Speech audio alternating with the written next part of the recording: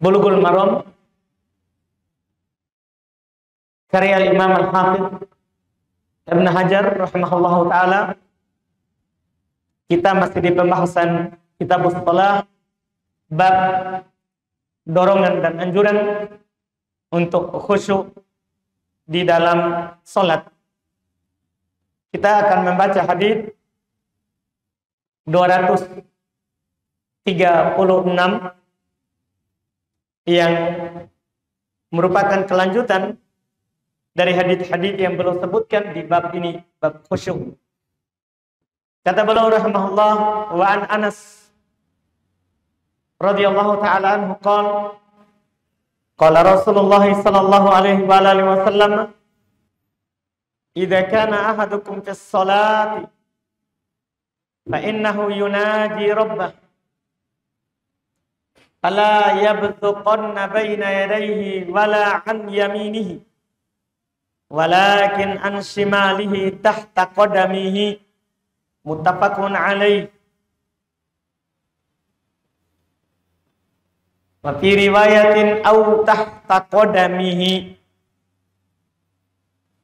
Kata beliau rahimahullah,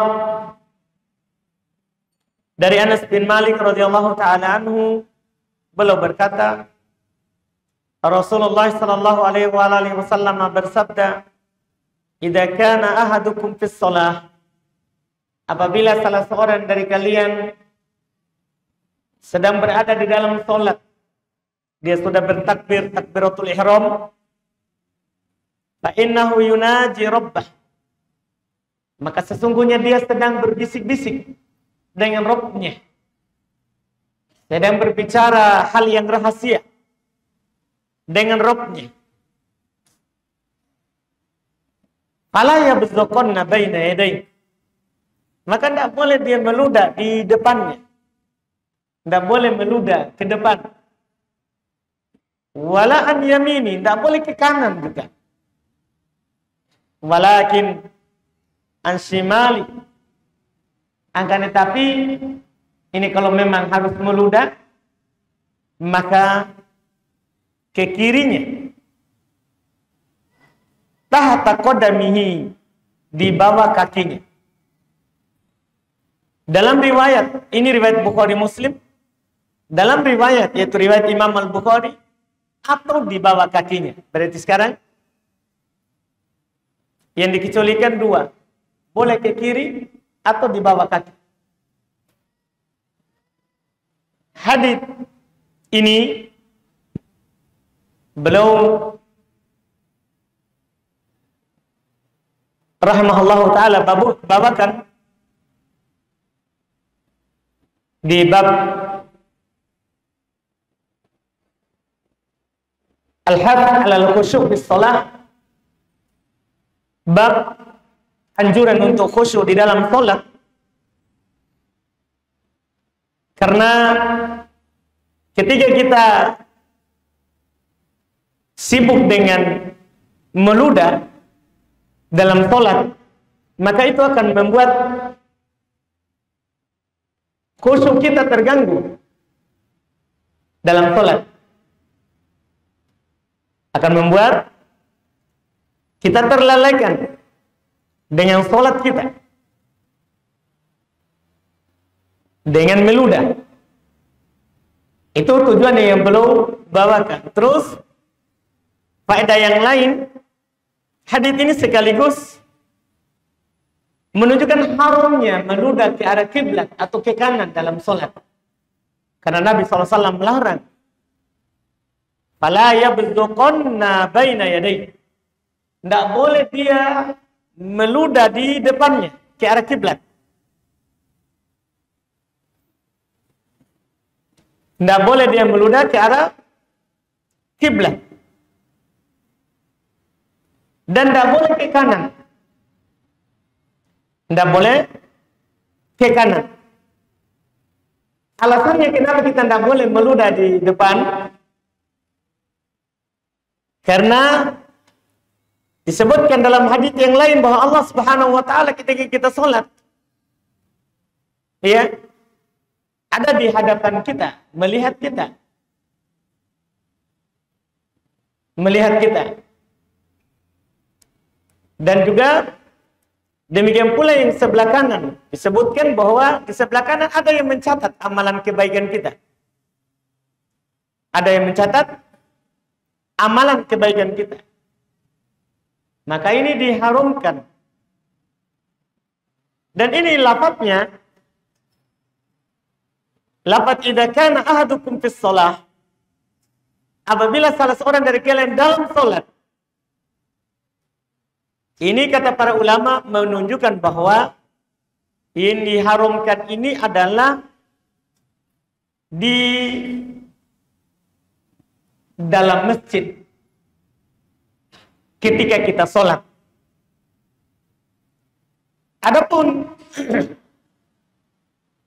di luar masjid,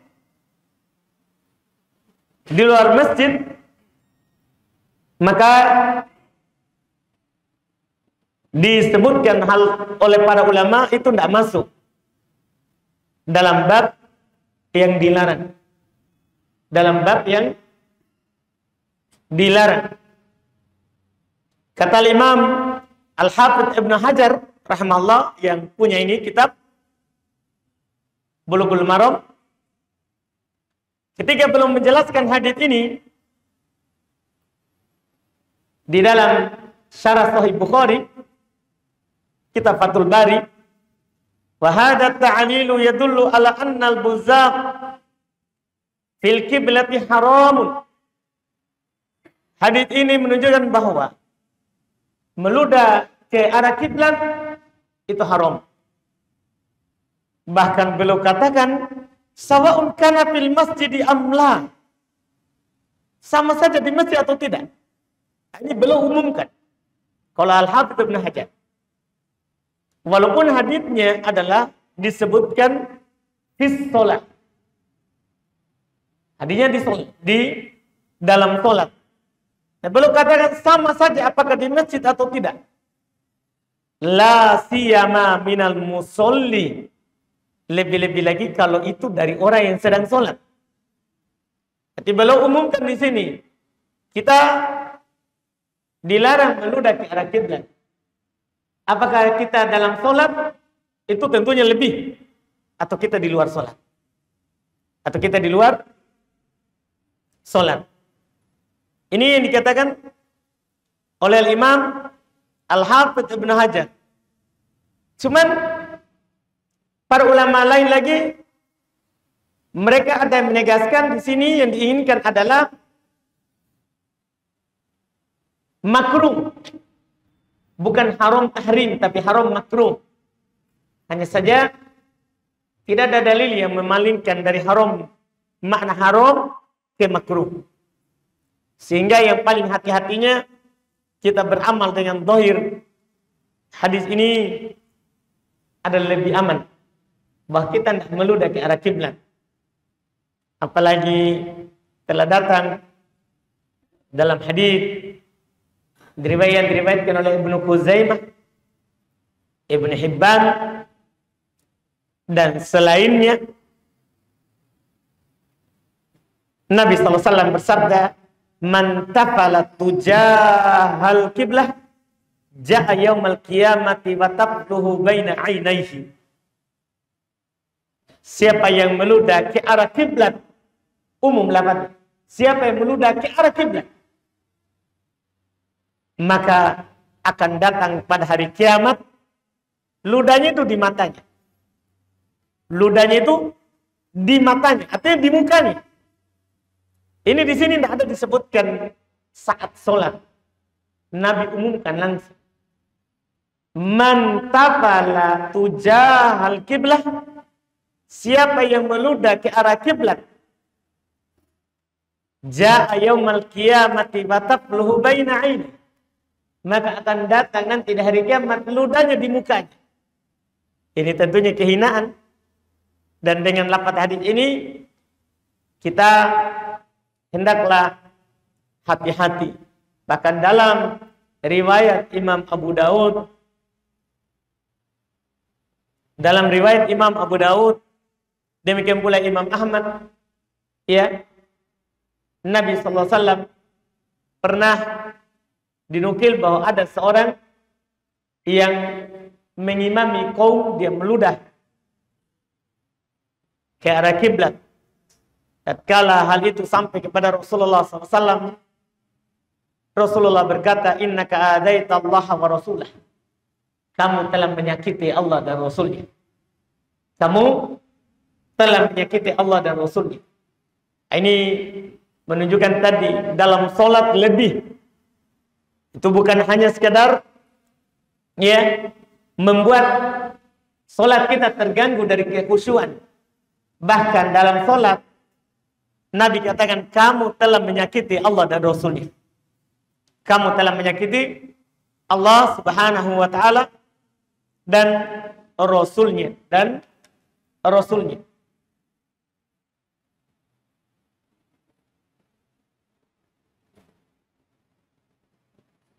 Kemudian ini ke arah kiblat. Adapun ke arah kanan, tadi kita sudah singgung, sama dengan ke arah kiblat, sama dengan ke arah kiblat. Datang dalam riwayat Imam Al-Bukhari dengan lafaz tambahan fa inna an yaminihi malakat, karena di sebelah kanannya ada malaikat. Di luar daripada Sahih Bukhari dari Hudzaifah. Kalau dalam Bukhari kan riwayat dari Abu Hurairah. Di luar daripada Sahih Bukhari dari Hudzaifah, Nabi SAW katakan, fa inna katibal hasanati an yaminih. Sesungguhnya penulis kebaikan, pencatat kebaikan kita itu di kanan. Itu ada di kanan. Ini yang disebutkan oleh Nabi SAW. Iya, secara khusus untuk di masjid itu Nabi memang katakan itu adalah dosa. Secara khusus di masjid. Kita kan tadi hadisnya umum, ada di masjid, ada di luar masjid. Tapi secara umum, secara khusus di masjid, walaupun kita tidak dalam sholat, tidak boleh kita meludah di masjid. Kata Nabi SAW dalam hadis riwayat Bukhari Muslim dari Anas ibn Malik radhiyallahu taala anhu, al-busaq fil masjidi qati'ah. Meludah di masjid itu dosa. Meludah di masjid itu dosa. Ini dikatakan oleh Nabi SAW. Wa kafaratu hadafnuha. Cara menggugurkan dosa itu kita kuburkan. Siapa yang terlanjur ludah di masjid, kuburkan. Kalau bisa dikuburkan. Seperti masjid-masjid yang dulu kan tanah. Ya sekarang ini masjid berlantai. Ya, keramik. Ada karpetnya, tidak bisa kita kubur. Maka kita harus pel itu untuk menghapus dosanya. Itu untuk menghapus dosanya. Untuk menghilangkan kotoran itu, ini kata Nabi Muhammad SAW. Kemudian terkait dengan apa yang belum singgung terakhir tadi, memang kalau harus meludah, maka ke kiri dan di bawah kaki. Ini tentunya juga masjid dulu. Dulu masjid berlantaikan tanah. Jadi kalau kita meludah ke kiri di bawah kaki, bisa terkubur dengan di bawah kaki kita. Sekarang ini tentunya tidak dianjurkan untuk meludah di bawah kaki. Ya, sekarang ini kalau memang harus, kita boleh meludah di imamah kita. Kalau apalagi pakai imamah, boleh meludah sebelah kiri di imamah. Ya, atau bagi yang bawa tisu, boleh meludah sebelah kiri di tisunya. Baru dia taruh di kantongnya. Dia taruh di kantongnya. Tidak boleh lagi di bawah lantai. Karena sudah berlantaikan keramik atau karpet. Jadi kalau memang harus, misalnya kita lagi banyak lendirnya, lagi flu, maka boleh kita buang ke sebelah kiri, tapi dipakaikan tisu. Dipakaikan tisu. Ini yang disebutkan kalau memang harus. Karena kadang kan kalau kita tidak buang, membuat juga sholat kita tidak khusyuk. Bahkan kita tidak bisa membaca. Kalau ada, maka boleh kita buang. Boleh kita buang sebelah kiri, pakai tisu, atau kalau ada imamah ya imamahnya. Kalau tidak ada, maka buang di kantongnya sendiri. Ya, tidak di bawah. Tidak di lantai. Tidak di lantai. Ini untuk kita sekarang ini. Ini wallahu a'lam. Kemudian kata beliau rahimahullahu taala, hadits berikutnya 239. Wa an Jabir ibn Samurah radhiyallahu ta'ala anhu qala Rasulullah sallallahu alaihi wasallam la yantahiyanna aqwamun yarfa'una absarahum ila as-sama'i fis shalah aw la tarji'u ilaihim, rawahu Muslim. Kata beliau dari Jabir bin Samurah radhiyallahu atau sebelumnya saya langkai satu hadis, wa anhu darinya juga yaitu dari sahabat Anas bin Malik radhiyallahu taala anhu beliau berkata kana kiramun li Aisyah radhiyallahu taala anha satarat bihi janiba baiti. Faqala laha an-nabiy sallallahu alaihi wasallam amiti anna kiramaki hadha fa innahu la tazalu tasawiruhu ta'aridu li fi salati, rawahu al-Bukhari. Wattafaqa ala hadithiha fi qissati ambijaniyati Abi Jahm wa fihi fa innaha alhatni an salati.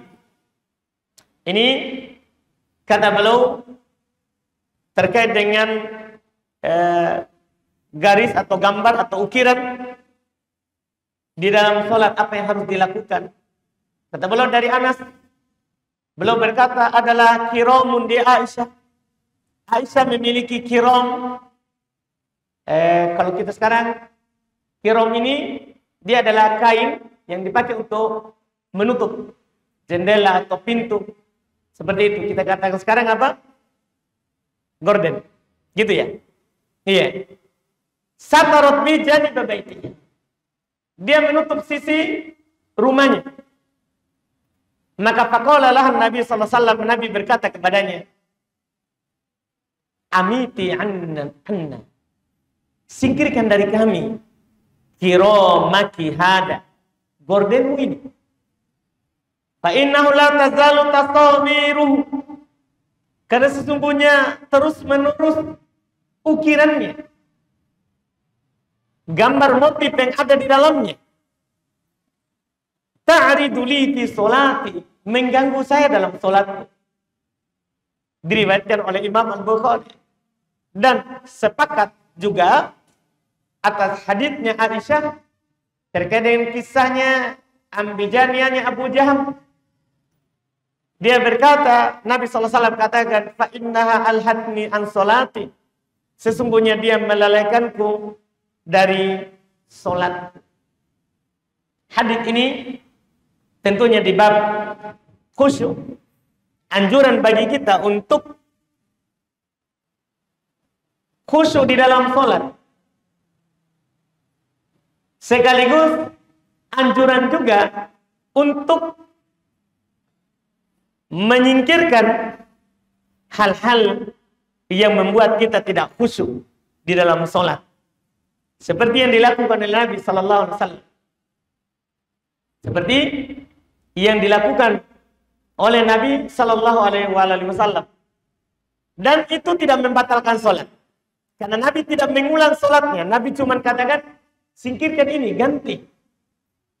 Ganti, karena dia menyibukkan saya, melalaikan saya dalam sholat. Dalam sholat. Ini yang beliau katakan. Kata Imam As-Sun'ani rahimahullah, la dalila fihi ala butlani sholat. Tidak ada dalil dalam hadis ini bahwa kalau ada sesuatu yang mengganggu itu membatalkan sholat. Tidak ada dalilnya di sini. Kenapa? Li'annahu lam yurwa annahu sallallahu alaihi wasallam a'ada. Karena tidak diriwayatkan bahwa Nabi mengulang sholatnya. Hanya saja dianjurkan untuk menyingkirkan hal-hal yang mengganggu. Mengganggu dalam sholat. Dari sinilah dikatakan juga oleh Imam As-Sun'ani rahimahullah, wa fihi karahatus shalah 'alal mafarish. Di sini hadis inilah menunjukkan makruhnya sholat di atas tikar, sejadah, jika itu mengganggu. Ini yang perlu katakan. Wa nahruha. Iya, Bahkan kata beliau sajadid, sajadah al-mankusyah yang ada motifnya. Iya. Wa karahatu naqshil masajid manahliha. Dan makruhnya mengukir masjid. Dan semisalnya, karena kalau orang sholat, dia pun sibuk membaca itu yang diukir. Iya. Dia baca ikuti, sudah sulit sekali dibaca, ayat kursi ditulis, tapi ditulis dengan tulisan indah. Jadi susah dia baca, akhirnya dalam sholat, itu yang dipikirkan itu tulisan di pinggir masjid. Iya. Di sini juga kita dianjurkan untuk ketika kita sholat, jangan memakai pakaian yang mengganggu orang lain. Sholat di belakang ada tulisannya. Iya, ada tulisannya. Walaupun tulisannya bagus. Dunia sementara, akhirat selamanya. Tapi kan orang, akhirnya itu yang dia baca. Tadinya mau baca Al-Fatihah, akhirnya dunia sementara, akhirat selamanya. Kan bisa batal sholatnya. Bisa batal sholatnya. Kalau tidak sampai mengganggu dari kekhusyuannya, maka sholatnya paling rendah makruh. Makruh hal tersebut. Ini yang disebutkan.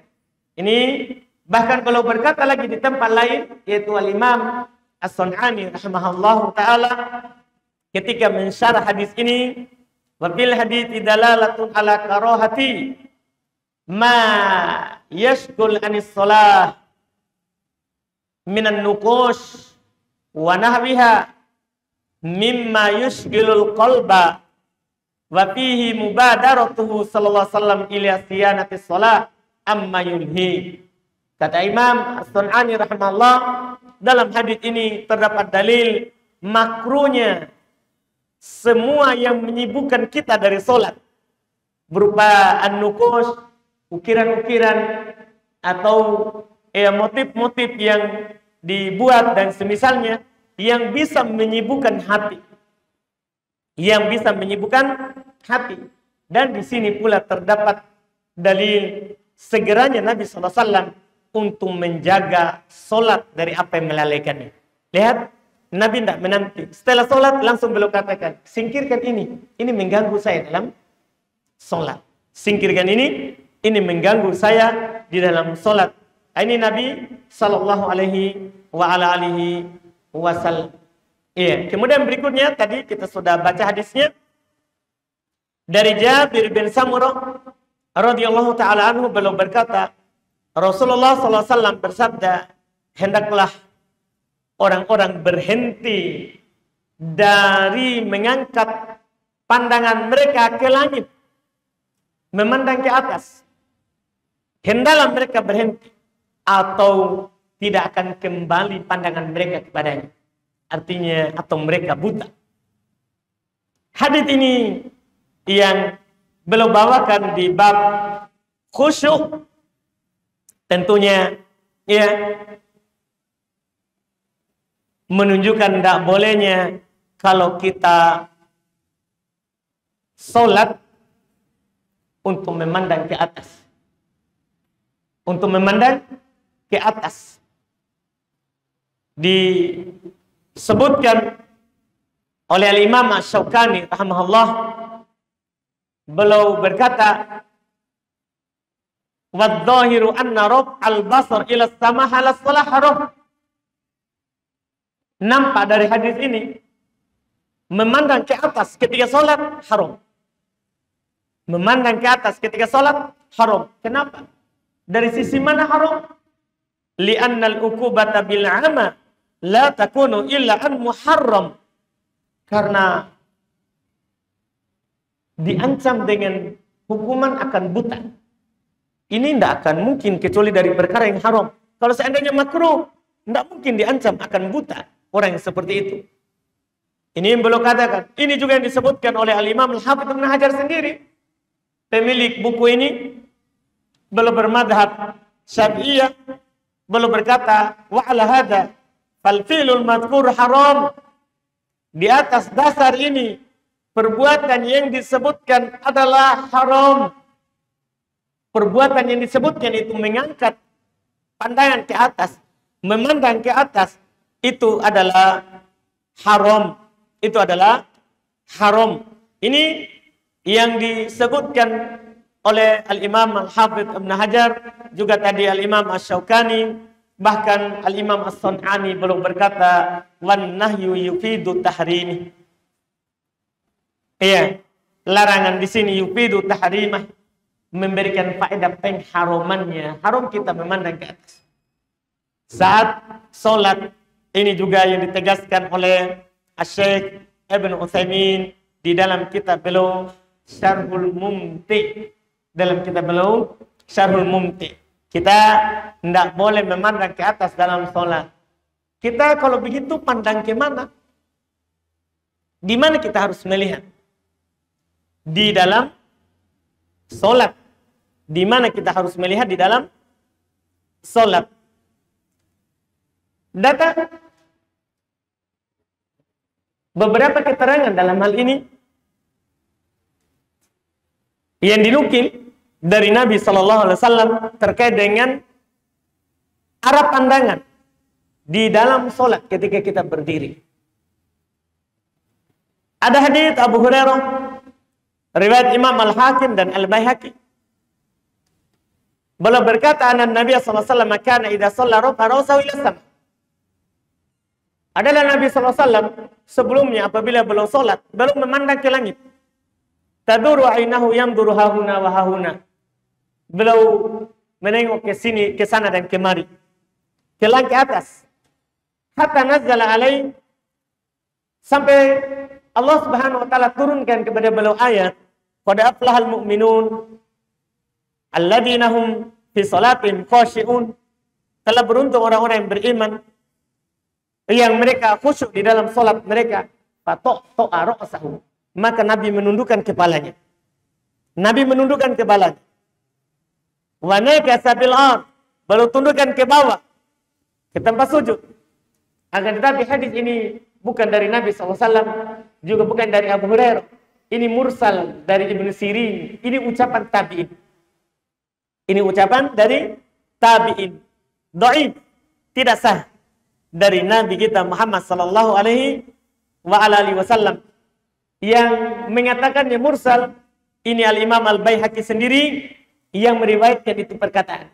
Ini yang benarnya ucapannya Ibnu Sirin, bukan ucapan Nabi SAW. Itu juga yang ditegaskan oleh Al-Imam An-Nawawi, juga Al-Imam Ad-Dhahabi, serta Ibnu Katsir dan selain mereka. Ada juga yang berdalil dengan hadits Aisyah, bahwa Nabi SAW kata Aisyah, lamma dakhala al-Ka'bah, ya, ma khallafa basarahu mawdi' as-sujudi. Kata Aisyah adalah Nabi SAW tatkala masuk ke Ka'bah, tidak pernah matanya itu pandangannya ke selain arah tempat sujudnya. Artinya belum memandang tempat sujud. Di sini hadis ini menegaskan bahwa arah pandangan itu ketika dalam sholat ke tempat sujud. Hanya saja ini hadis riwayat Imam Al-Hakim dan juga Al-Baihaqi. Dia riwayatnya dari Amr ibn Abi Salamah, dari Zuhair ibn Muhammad At-Tamimi. Dia meriwayatkan dari Asy-Syami, dari Zuhair, itu mungkar. Bahkan dikatakan oleh Abu Hatim itu hadis mungkar, ini palsu, dhaif, lebih dari dhaif. Lebih dari dhaif. Tidak sah dari Nabi SAW memandang ke arah tempat sujud secara hadis. Bahkan yang lebih sahih tadi, yang kita sudah baca tadi, Nabi memandang borden, memandang ke depan. Dari hadis Anas bin Malik tadi, Nabi pandang ke depan karena belum lihat tirainya Aisyah. Dan setelah itu beliau suruh ganti karena melalaikan dalam sholat. Itu yang sahih. Hanya saja mayoritas bilang tetap dianjurkan pandang ke bawah. Kenapa? Secara hadis tidak ada. Cuma kenapa? Karena itu lebih khusyuk. Kan sunnah khusyuk. Maka kita melakukan apa yang membuat kita khusyuk, sunnah. Adalah sunnah. Itu kata mereka. Lebih khusyuk kita pandang ke tempat sujud daripada pandang ke depan. Walaupun tidak terlarang. Karena tidak ada dalil yang menganjurkan kita untuk memandang ke tempat sujud. Secara nas yang sahih dari Nabi kita Muhammad sallallahu alaihi wasallam. Bagaimana kalau menutup mata? Bagaimana kalau kita menutup mata? Kata Imam Ibnul Qayyim rahimahullahu taala, lam yakun min hadihi tagmidu ainaihi fis shalah. Bukan dari petunjuk Nabi menutup mata dalam sholat. Karena Nabi kalau sholat belum pandang ke depan. Bukan dari petunjuk Nabi, bukan dari sunnah Nabi seorang sholat itu menutup matanya. Kecuali disebutkan oleh para ulama, kalau kita memandang ke depan atau memandang ke tempat sujud, akan membuat kita sibuk di dalam sholat. Ada hal-hal yang membuat kita sibuk di situ. Kalau dilihat, maka boleh ditutup karena itu. Tapi asalnya tidak ada sunnah untuk menutup mata di dalam sholat. Tidak ada sunnah untuk menutup mata di dalam sholat. Kemudian hadis berikutnya kita selesaikan sisa 2 hadis untuk keluar dari bab ini. Kata beliau, walahu juga ia dalam riwayat Imam Muslim an Aisyah radhiyallahu taala anha, dari Aisyah radhiyallahu taala anha qalat, dia berkata, sami'tu Rasulullah sallallahu alaihi wasallam yaqul, saya mendengar Rasulullah sallallahu alaihi wasallam bersabda, la salata bi hadratit ta'am. Ini sudah tidak ada salat kalau makanan sudah hadir, ini sudah kita bahas. Wala huwa yudafi'ul akhbatha. Ini tambahan di sini. Tidak pula ketika dia sedang menahan 2 yang kotor, itu air kecil atau air besar. Nah, di sini disebutkan oleh para ulama kita rahimahumullah, ini dalam bab khusyuk. Sudah kita maklumi ketika kita menahan air kecil atau air besar, membuat hati kita sibuk. Sehingga menafikan, mengurangi khusyuk kita. Maka hal tersebut makruh bagi seorang sholat sedang menahan, dalam keadaan menahan 2 itu. Dan hukum makruh ini selama tidak membuat dia luput dari tumakninah, dari sholatnya. Tidak terlalu sibuk, tetapi dia bisa membaca apa yang harus dibaca, bergerak apa yang harus digerakkan ketika dituntut hal tersebut. Selama tidak mengganggu itu makruh hukumnya. Tapi kalau sampai mengganggu, gara-gara dia tahan air kecilnya, tadinya harus dia ruku dengan bagus, dia ruku dengan lurus, punggungnya, kepalanya, akhirnya dia rukunya miring. Karena menjepit cuma tidak keluar. Iya, ini membatalkan sholatnya. Itu yang disebutkan oleh mayoritas ulama rahimahumullah ta'ala. Kemudian hadis yang terakhir, kata beliau an Abi Hurairah radhiyallahu ta'ala anhu, anna Nabiy sallallahu alaihi wasallam qala at-tasa'ubu minasyaitan fa idza tasa'aba ahadukum falyaqdim mastata'a. Rawahu Muslimun wa Tirmidzi wa zada fis shalah. Kata beliau dari Abu Hurairah radhiyallahu ta'ala anhu, beliau berkata, Nabi sallallahu alaihi wasallam bersabda, at-tasa'ub, menguap itu dari syaitan.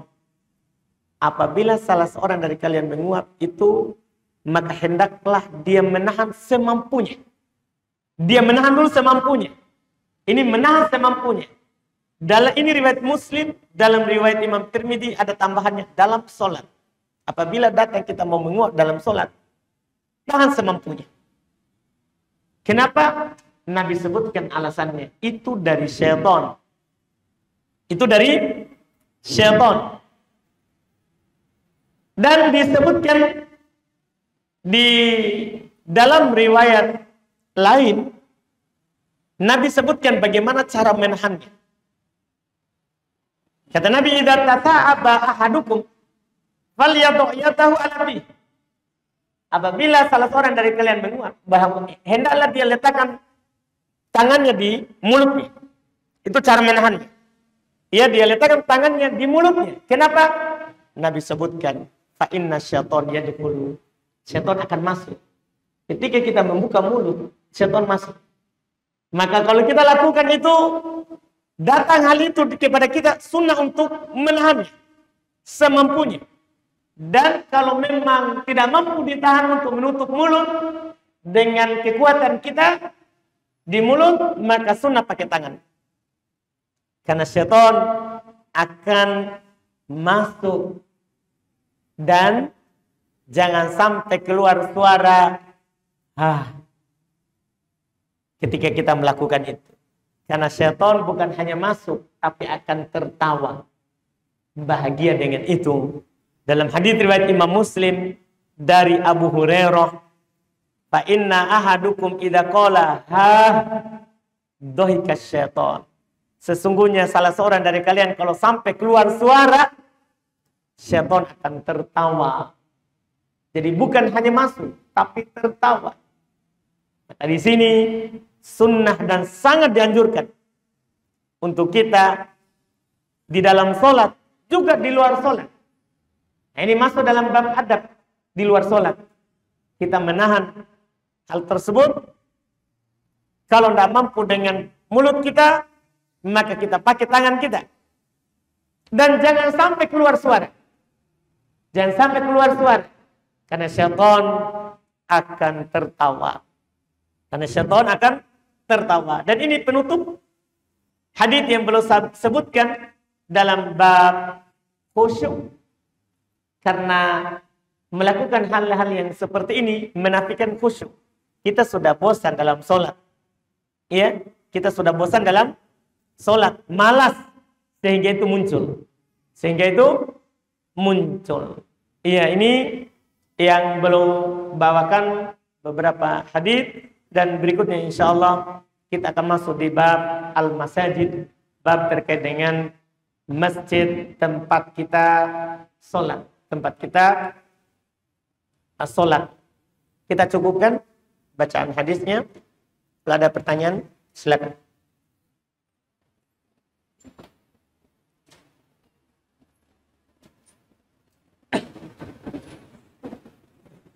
Boleh bertanya langsung.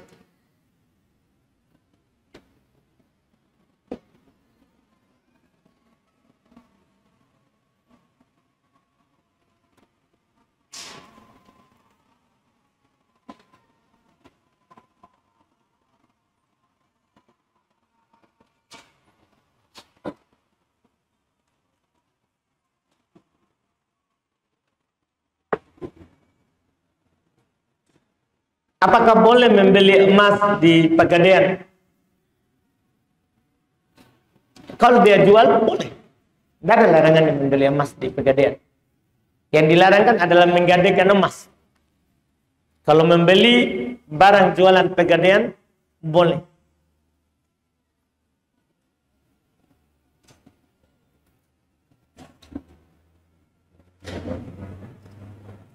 Sini ada pertanyaan, bagaimana hukumnya Ustaz pada hari Jumat azannya cuma 1 kali pas masuk masjid, sementara azan yang mana didahulukan mendengarkan azan atau langsung sholat sunnah?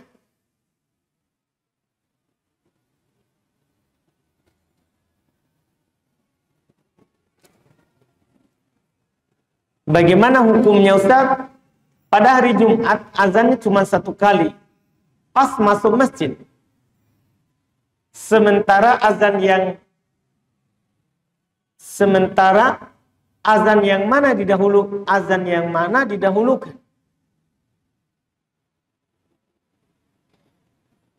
Mungkin ada titik komanya ini ya. Tidak ada titik-titiknya nih, tidak ada komanya. Coba kita pahami dulu. Bagaimana hukumnya Ustaz pada hari Jumat azannya cuma 1 kali? Pas masuk masjid, sementara azan. Begitu mungkin adanya. Yang mana didahulukan? Mendengar azan atau langsung sholat sunnah? Begitu mungkin adanya ya. Ini tanpa titik koma ini. Jalan tol. Iya. Begitu mungkin ini dimaksudkan. Kalau kita masuk masjid, sementara sedang adzan, kita menjawab adzan, atau kita sholat sunnah. Iya, dalam hal ini maka perlu diketahui bahwa menjawab adzan itu hukumnya adalah sunnah berdasarkan pendapat mayoritas. Sementara mendengarkan khutbah adalah wajib. Maka ketika seperti itu, kita lakukan saja dulu sholat tahiyat masjid, baru sebentar dengarkan khotib. Dengarkan khotib berkhutbah. Dengarkan khotib berkhutbah. Jadi kita langsung sholat sunnah. Langsung sholat sunnah, sebentar dengarkan khotib berkhutbah. Kemudian berikutnya, bolehkah dijamak sholat Jumat dengan sholat asar apabila musafir? Diperselisihkan. Diperselisihkan. Iya, dalam hal tersebut ada yang mengatakan boleh, ya, ada yang mengatakan tidak boleh. Iya. Dan sebenarnya masalahnya mudah. Ketika kita musafir, jangan sholat Jumat supaya tidak masuk di perselisihan. Kalau kita safar, jangan ikut sholat Jumat, karena orang safar tidak wajib sholat Jumat. Yang wajib baginya sholat zuhur. Tapi kalau dia ikut sholat Jumat, sah. Saya ulangi, ini masalah menjamak ketika sholat Jumat. Orang yang sedang musafir tidak wajib sholat Jumat. Tapi kalau dia ikut, sah sholatnya. Sah sholatnya. Nah, dalam hal ini, supaya kita tidak masuk hal yang diperselisihkan, ketika kita safar, jangan ikut Jumat. Kan tidak wajib kita ikut Jumat. Kita sholat zuhur saja, ya, dan setelah itu kita jamak dengan asar. Kita jamak dengan asar, supaya tidak masuk dalam perselisihan. Supaya tidak masuk dalam perselisihan.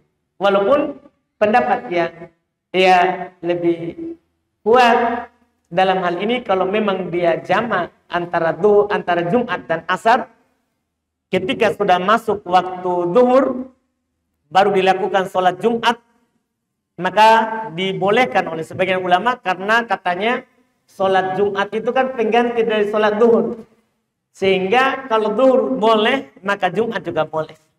Jumat juga boleh. Tapi itu tadi untuk aman, supaya keluar dari silang pendapat, kita tidak melakukannya. Wallahu alam.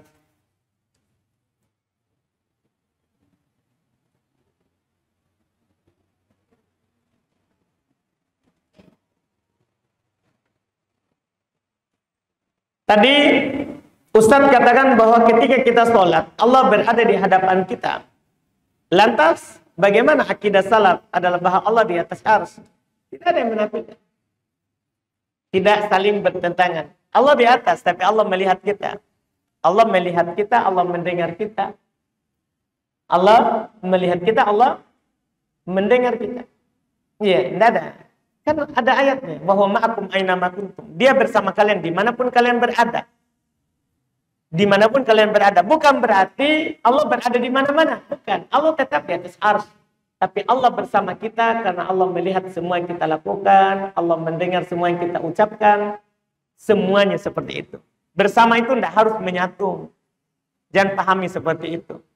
Bersama itu tidak harus menyatu. Iya, bersama tidak harus menyatu. Berada di hadapan, harus ada di hadapan kita, menyatu dengan kita. Ada diliputi oleh langit dan bumi. Tidak sama. Tidakkah antum mengatakan bahwa saya bersama bulan, tapi bulannya di langit, antum bilang bersama. Bulannya di atas, tapi antum bilang bersama antum. Bersama antum. Itu menunjukkan bahwa kata bersama itu tidak harus menyatu. Tidak harus menyatu. Allah di atas arsy. Allah di atas langit tinggi. Iya. Cuman Allah bersama kita. Allah ada di hadapan kita. Allah ada di hadapan kita. Maksudnya ilmunya, pendengarannya, penglihatannya. Iya, ada. Iya. Karena dia Allah yang disembah oleh penduduk langit dan penduduk bumi. Dia Allah yang disembah oleh penduduk langit dan penduduk bumi. Jadi tidak ada maksud bahwa Allah itu di bumi. Tidak ada begitu maksud.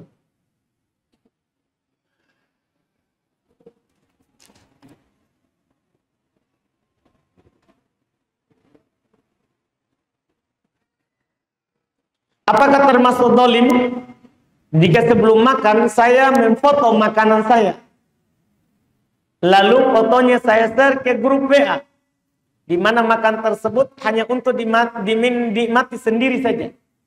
Iya. Apakah termasuk dolim? Wallah, tidak tahu. Bagaimana jika kita mendapat nikmat semisal pakaian baru, HP baru, atau sejumlah uang, lalu kita foto, atau kita rekam video dan kita share ke grup WA? Apakah juga termasuk dolim? Tidak tahu. Iya. Kenapa semua harus kita WA? Foto. Nanti kita cium sama istri kita foto lagi. Iya. Kenapa kita lakukan begitu terus? Apa faedahnya? Apa fungsinya? Iya. Anggaplah bukan dolim. Kenapa begitu? Iya kan? Untuk apa? Apa faedahnya? Bahwa semua kegiatan harus kita foto. Harus kita masukkan ke grup. Apa faedahnya? Orang beriman itu hanya menyebarkan yang bermanfaat saja. Tidak, bukan hal-hal yang tidak bermanfaat. Bukan hal-hal yang tidak bermanfaat. Kalau dolim atau tidak, malah tidak tahu.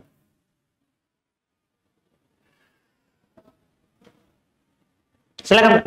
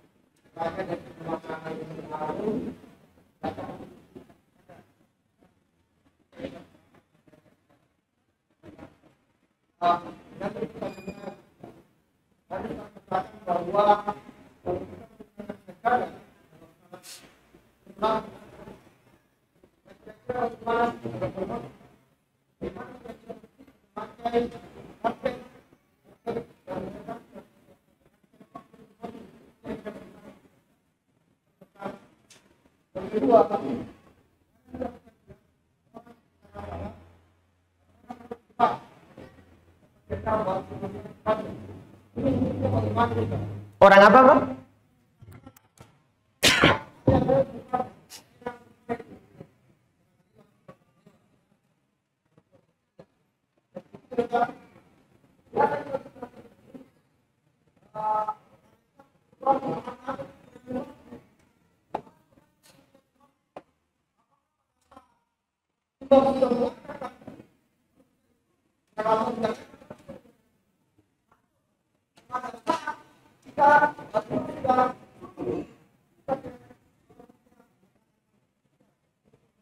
Baik. Jadi untuk pertanyaan pertama tadi, hukum pasang karpet di masjid, tidak ada masalah. Nabi juga pakai sejadah dalam sholat. Iya. Yang masalah adalah ketika itu mengganggu. Jadi kalau tidak ada yang mengganggu, itu hal yang biasa di tengah orang. Karpet seperti ini tidak menyibukkan dia dalam sholat, tidak ada masalah. Kan sebabnya dilarang adalah kalau menyibukkan. Kalau menyibukkan, ketika tidak menyibukkan, hilang sebabnya, hilang hukumnya. Hilang sebabnya, hilang hukum makruhnya.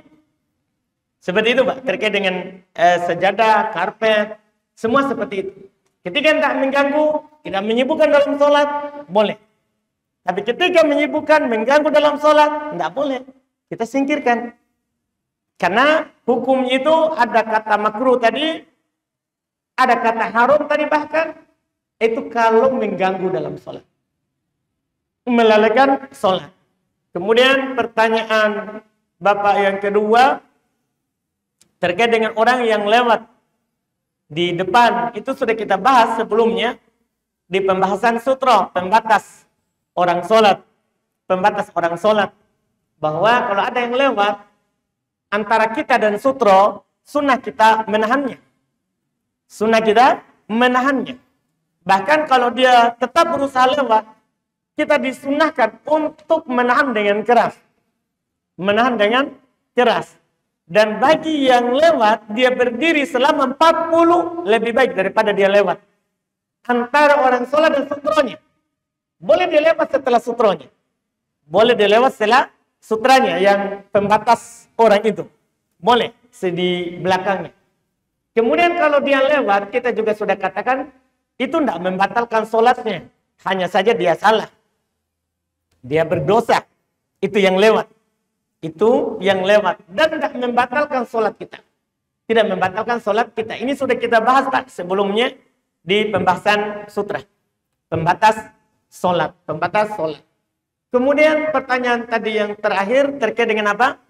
Masbuk. Kapan orang itu dikatakan masbuk? Ya, semua orang yang terlambat dari ikut imam takbir itu dibilang masbuk. Cuma masbuk itu ada dua bentuknya.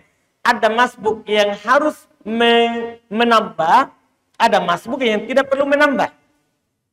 Kan begitu sebenarnya. Masbuk itu kan dari kata sabako, yang didahului. Lambat mengikuti imam. Seharusnya kan Nabi berkata, beliau bersabda, inna maju'ilal imam liutama bih. Imam itu kan dijadikan supaya diikuti. Kata Nabi, idza kabbaro fakabbiru. Kalau dia bertakbir, maka bertakbirlah tanpa selang waktu. Pakai lafaz fa. Tanpa selang waktu. Tidak ada jedanya antara takbirnya imam dengan takbir makmum. Ketika dia bilang, Allahu Akbar, kita juga bilang, Allahu Akbar. Di belakangnya. Maka kita ikut imam namanya. Kalau terlambat dari itu, ada jedahnya, ada selang waktunya, kita masbuk. Kita masbuk. Cuma setelah itu, masbuk ada dua. Ada masbuk yang harus kita menambah, ada masbuk yang tidak perlu kita tambah. Paling rendahnya disebutkan oleh Imam Syafi'i rahimahullahu ta'ala dan mayoritas ahli hadis, paling rendahnya masbuk yang tidak menambah itu dapat ruku. Saya ulangi, paling rendahnya masbuk yang tidak menambah, kata mereka, dapat ruku. Dia masuk masjid pas imam ruku. Kemudian dia ruku ikut imam. Dia dapat imam senang ruku. Disebutkan itu tidak menambah. Itu tidak menambah. Karena mendapat ruku menurut Imam Syafi'i dan mayoritas ahli hadis itu mendapatkan 1 rakaat. Itu kalau kita masuk rakaat pertama ya maksudnya. Kalau kita masuk rakaat kedua, maka tentunya kita luput 1 rakaat yang sebelumnya. Mungkin bisa dipahami Pak. Kapan kita masbuk? Kapan ada jeda waktu? Masbuk. Kapan ada jeda waktu kita dibilang apa? Dikatakan masbuk. Antara takbir imam dengan takbirnya kita. Ada jedanya. Maka kita masbuk. Telah didahului oleh imam. Itu wallahu alam Pak. Mudah-mudahan bisa dipahami. Alhamdulillah kita cukupkan. Subhanaka bihamdik asyhadu an la ilaha illa anta astaghfiruka wa atubu ilaik. Assalamualaikum warahmatullahi wabarakatuh.